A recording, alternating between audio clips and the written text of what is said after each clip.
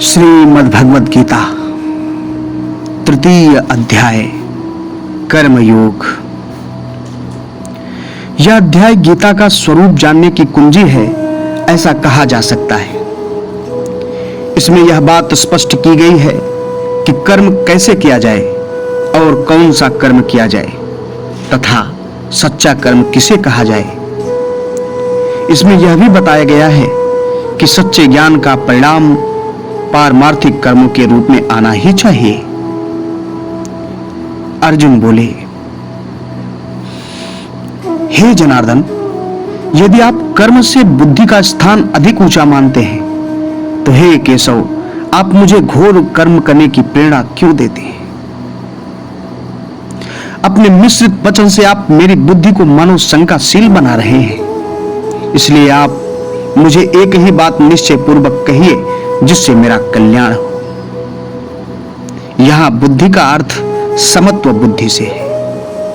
अर्जुन उलझन में पड़ जाते हैं, क्योंकि एक ओर भगवान शिथिल हो जाने के लिए उन्हें उलाहना देते हैं और दूसरी ओर दूसरे अध्याय के कुछ श्लोकों में कर्म त्याग के उपदेश का आभास होता है।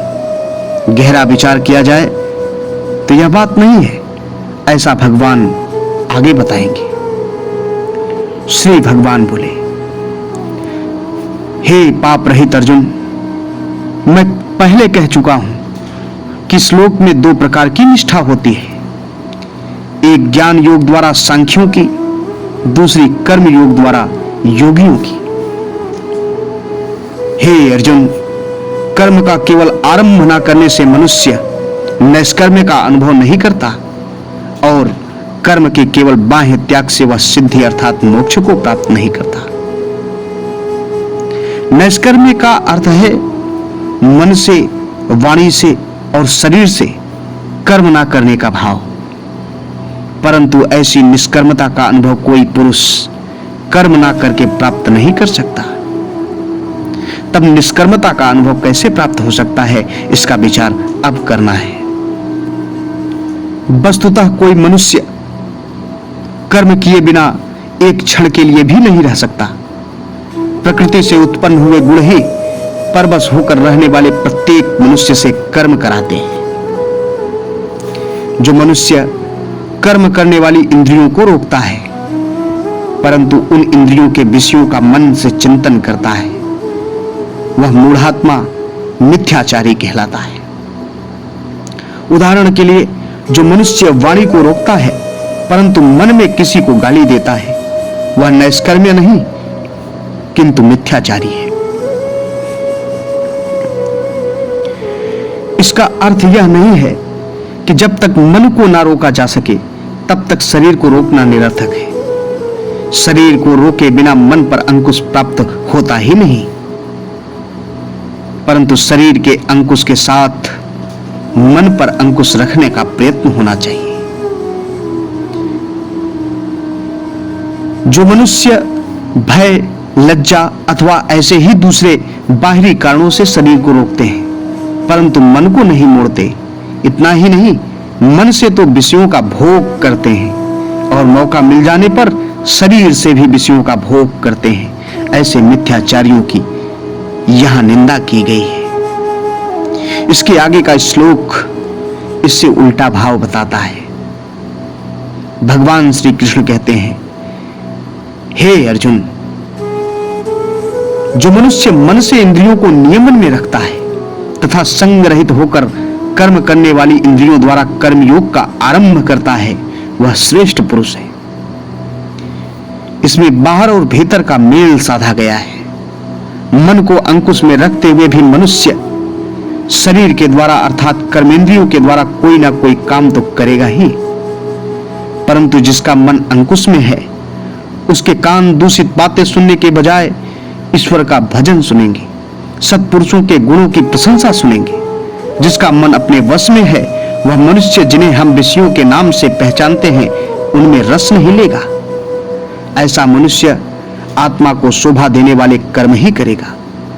ऐसे कर्म करना कर्म मार्ग है जिसके द्वारा आत्मा का शरीर के बंधन से छूटने का योग सधे वह कर्म योग है। इसमें विषयासक्ति को कोई स्थान हो ही नहीं सकता। भगवान श्री कृष्ण कहते हैं, हे अर्जुन, इसलिए तू अपना नियत कर्म कर। कर्म ना करने की अपेक्षा कर्म करना अधिक अच्छा है। कर्म के बिना तेरे शरीर का निर्वाह भी नहीं चल सकता।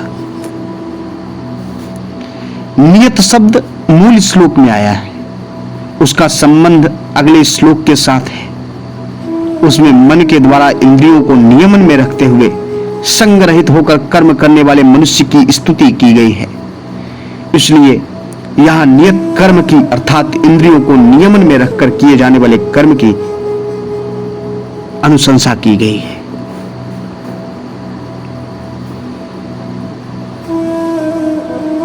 भगवान श्री कृष्ण कहते हैं, हे अर्जुन, यज्ञार्थ किए जाने वाले कर्म के सिवा अन्य कर्मों से इस लोक में बंधन उत्पन्न होता है। इसलिए हे कौन्तेय, तू राग रहित होकर यज्ञार्थ कर्म कर। यज्ञ का अर्थ है परोपकार के लिए, लोक कल्याण के लिए, ईश्वर प्रीत्यर्थ के लिए किए गए कर्म।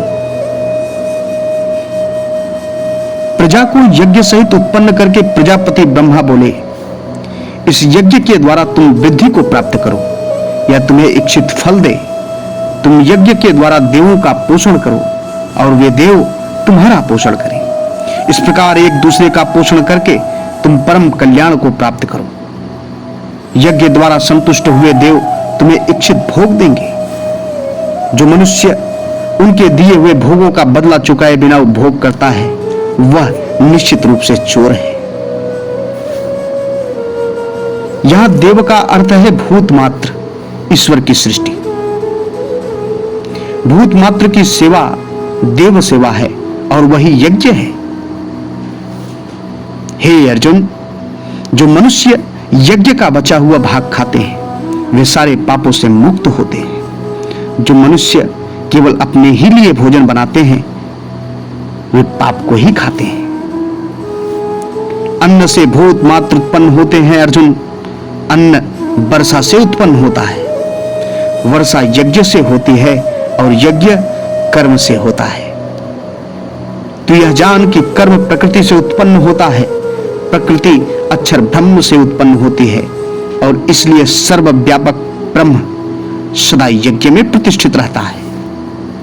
इस प्रकार चलाए हुए चक्र का जो मनुष्य अनुसरण नहीं करता वह अपने जीवन को पाप पूर्ण बनाता है, इंद्रिय सुखों में रचा पचा रहता है और हे पार्थ, वह व्यर्थ ही जीता है।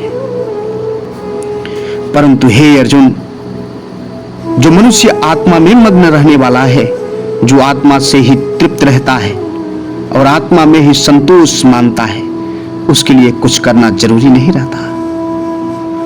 कर्म करने या ना करने में उसका बिल्कुल स्वार्थ नहीं होता। भूत मात्र के विषय में उसका कोई व्यक्तिगत स्वार्थ नहीं होता। इसलिए तू तो संग रहित होकर निरंतर करने योग्य कर्म करता रह।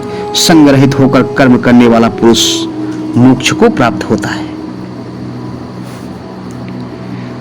जनक जैसे अनेक लोग कर्म के द्वारा ही परम सिद्धि को प्राप्त हुए। लोक संग्रह का विचार करके भी तुझे कर्म करना ही चाहिए, क्योंकि उत्तम पुरुष जो जो आचरण करते हैं उसका अनुकरण सामान्य लोग करते हैं। जिस आदर्श को उत्तम पुरुष प्रमाण बनाते हैं उसका सामान्य लोग अनुसरण करते हैं। हे पार्थ, मेरे लिए तीनों लोकों में कुछ भी करने जैसा नहीं है। ऐसा भी नहीं कि प्राप्त करने योग्य कोई वस्तु मुझे नहीं मिली है, तो भी मैं सदा कर्म में लगा ही रहता हूं। सूर्य, चंद्र, पृथ्वी आदि की निरंतर तथा अचूक गति ईश्वर के कर्म सूचित करती हैं। ये कर्म मानसिक नहीं किंतु शारीरिक माने जाएंगे। यहां ऐसी शंका के लिए गुंजाइश नहीं है कि ईश्वर निराकार होते हुए भी शारीरिक कर्म करता है। यह कैसे कहा जा सकता है? क्योंकि वह अशरीरी होते हुए भी शरीरी के समान व्यवहार करता दिखाई देता है, इसलिए वह कर्म करते हुए भी अकर्मकृत और आलिप्त है। मनुष्य को यह बात समझ लेनी चाहिए कि जिस प्रकार ईश्वर की प्रत्येक कृति यंत्रवत काम करती है, उसी प्रकार मनुष्य को भी बुद्धिपूर्वक किंतु यंत्र के समान ही नियमित कार्य करने चाहिए। मनुष्य की विशेषता यंत्र गति का अनादर करके स्वच्छंद बनने में नहीं है, परंतु ज्ञान पूर्वक उस गति का अनुकरण करने में है। मनुष्य आलिप्त रहकर संग रहित होकर यंत्रवत कार्य करे तो इससे उसका शरीर कभी क्षीण नहीं होता, वह मृत्यु पर्यंत ताजा और स्फूर्ति वाला बना रहता है। शरीर के नियमों का अनुसरण करके उसका समय पूरा हो जाने पर नष्ट हो जाता है, परंतु उसमें बसी हुई आत्मा जैसी थी वैसी ही बनी रहती है। भगवान श्री कृष्ण कहते हैं, हे अर्जुन, यदि मैं कभी अंगड़ाई लेने जितना भी रुके बिना निरंतर कर्म में प्रवृत्त ना रहूं, तो हे पार्थ, लोग हर तरह से मेरे इस उदाहरण का अनुसरण करेंगे। यदि मैं कर्म ना करूं तो ये सब लोग नष्ट हो जाएं। मैं अव्यवस्था का कर्ता बनूं और समग्र मानव जाति का नाश कर डालूं। हे भारत, जिस प्रकार अज्ञानी लोग आसक्त होकर कर्म करते हैं, उसी प्रकार ज्ञानी को आसक्ति रहित होकर लोक कल्याण की इच्छा से कर्म करना चाहिए। कर्म में आसक्त रहने वाले अज्ञानी मनुष्य की बुद्धि को ज्ञानी पुरुष डावाडोल अर्थात अस्थिर ना करे, परंतु समत्व कायम रखते हुए भली भांति कर्म करके ऐसे मनुष्य को सब कर्म करने की प्रेरणा दे। लोग उल्टे मार्ग पर चलकर समाज का नाश ना करें, इस हेतु से उनका मार्गदर्शन करके लोक कल्याण साधना लोक संग्रह का है।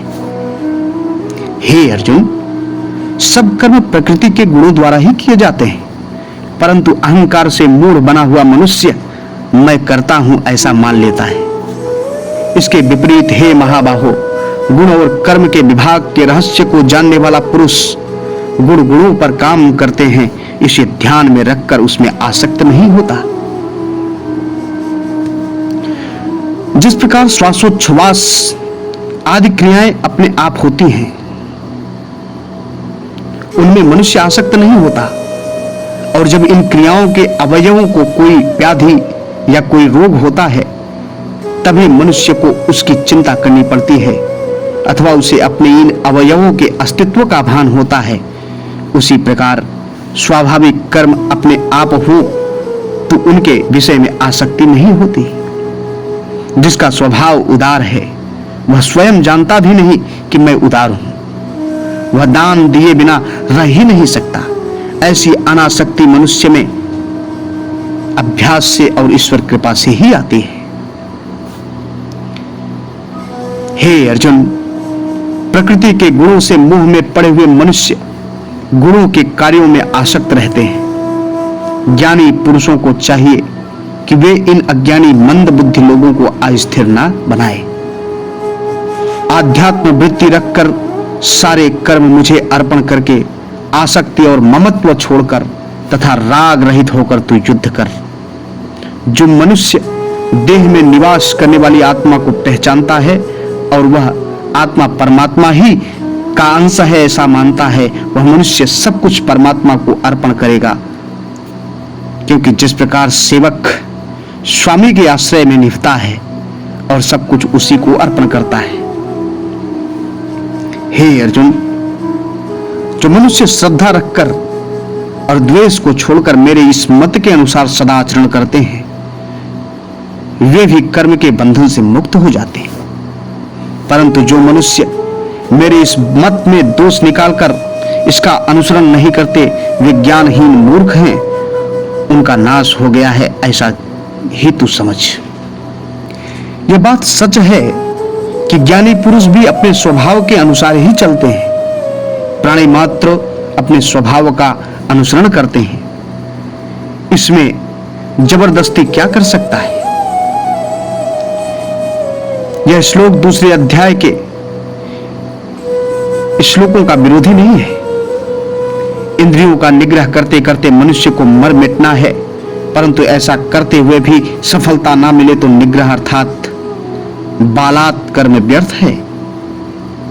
इसमें निग्रह की निंदा सूचित नहीं की गई है, स्वभाव का साम्राज्य बताया गया है। यह तो मेरा स्वभाव है ऐसा कहकर कोई गलत रास्ते पर जाए तो मानना चाहिए कि वह इस श्लोक का अर्थ नहीं समझता। अपने स्वभाव का हमें पता नहीं चलता। हर एक आदत हमारा स्वभाव नहीं है, और आत्मा का स्वभाव ऊर्ध्वगमन है, अधोगमन नहीं। इसलिए आत्मा जब नीचे उतरे या गिरे तब उसका विरोध करना मनुष्य का कर्तव्य है। नीचे का श्लोक इसी बात को स्पष्ट करता है। हे अर्जुन, अपने अपने विषयों के बारे में इंद्रियों के राग द्वेष तो रहते ही हैं। यह बात ध्यान में रखकर मनुष्य को उन राग द्वेषों के बस नहीं होना चाहिए, क्योंकि वे दोनों मनुष्य के मार्ग के शत्रु हैं। जैसे कान का विषय है सुनना, जो अच्छा लगे उसी को सुनना कान पसंद करता है, यह राग है। जिसे वह बुरा मानता है ऐसी बात सुनना उसे पसंद नहीं होता, यह द्वेष है। यह तो स्वभाव है। ऐसा कहकर राग द्वेष के वश होने के बजाय मनुष्य को उनका विरोध करना चाहिए। आत्मा का स्वभाव सुख दुख से अछूता रहने का है। उस स्वभाव तक मनुष्य को पहुंचना है। भगवान श्री कृष्ण कहते हैं, हे अर्जुन, दूसरे का धर्म सुलभ हो तो भी उससे अपना घटिया धर्म अधिक अच्छा है। स्वधर्म में मृत्यु भी अच्छी है, पर धर्म भयावह है। समाज में एक मनुष्य का धर्म झाड़ू लगाने का हो सकता है, और दूसरे मनुष्य का धर्म हिसाब रखने का हो सकता है। हिसाब रखने वाला भले ही उत्तम माना जाता हो, लेकिन झाड़ू लगाने वाला यदि अपना धर्म छोड़ दे तो वह भ्रष्ट हो जाएगा और समाज को हानि पहुंचेगी। ईश्वर के दरबार में इन दोनों की सेवा का मूल्य उनकी निष्ठा के अनुसार आंका जाएगा। किसी भी धंधे की कीमत उसके दरबार में तो एक ही होती है। दोनों मनुष्य यदि ईश्वरार्पण बुद्धि से अपना कर्तव्य करें तो दोनों मोक्ष के एक समान अधिकारी बनते हैं। अर्जुन बोले, हे वार्ष्णेय, मनुष्य ना चाहने पर भी मानो बलात्कार पूर्वक पाप कर्म में नियोजित हो, इस प्रकार किसकी प्रेरणा से पाप कर्म करता है? श्री भगवान बोले, हे अर्जुन, इसका प्रेरक काम है, क्रोध है, जो रजोगुण से उत्पन्न हुआ है। उसका पेट कभी भरता ही नहीं, वह महापापी है। उसे इस लोक में तू अपना शत्रु समझ। हमारा सच्चा शत्रु अंतर में रहने वाला काम या क्रोध ही है। जिस प्रकार धुएं से आग अथवा मैले से तर्पण तथा आवल से गर्भ ढका रहता है, उसी प्रकार काम क्रोध रूपी शत्रु से यह ज्ञान ढका रहता है। हे कौन्तेय, तृप्त ना की जा सके ऐसी यह काम रूपी अग्नि हमारी सदा की शत्रु है। उससे ज्ञानी का ज्ञान ढका हुआ रहता है। इंद्रियां, मन और बुद्धि इस शत्रु के निवास स्थान है। इन तीनों के द्वारा ज्ञान को ढककर यह शत्रु देही अर्थात आत्मा को मोह में डाल देता है। इंद्रियों में काम व्याप्त होता है, इस कारण मन मलिन होता है। मन के मलिन होने से विवेक शक्ति मंद पड़ जाती है, और विवेक शक्ति के मंद पड़ने से ज्ञान का नाश होता है। इसलिए हे भरतर्ष, तो पहले इंद्रियों को वश में रखकर ज्ञान तथा अनुभव का नाश करने वाले इस पापी काम का अवश्य ही त्याग कर। इंद्रियां सूक्ष्म है, इंद्रियों से अधिक सूक्ष्म मन है, और मन से अधिक सूक्ष्म बुद्धि है। जो बुद्धि से भी अत्यंत सूक्ष्म है वह आत्मा है। इसलिए यदि इंद्रियां वश में रहे तो सूक्ष्म काम को जितना सरल हो जाए। इस प्रकार बुद्धि से अधिक सूक्ष्म आत्मा को पहचान कर और आत्मा के द्वारा मन को वश में करके, हे महाबाहो, तू काम रूप इस दुर्जय शत्रु का संहार कर। मनुष्य यदि देह में रहने वाली आत्मा को जान ले तो मन उसके वश में रहता है, इंद्रियों के वश में नहीं। और यदि मन को जीत लिया जाए तो फिर काम भला कर ही क्या सकता है। हरि ओम तत्सत।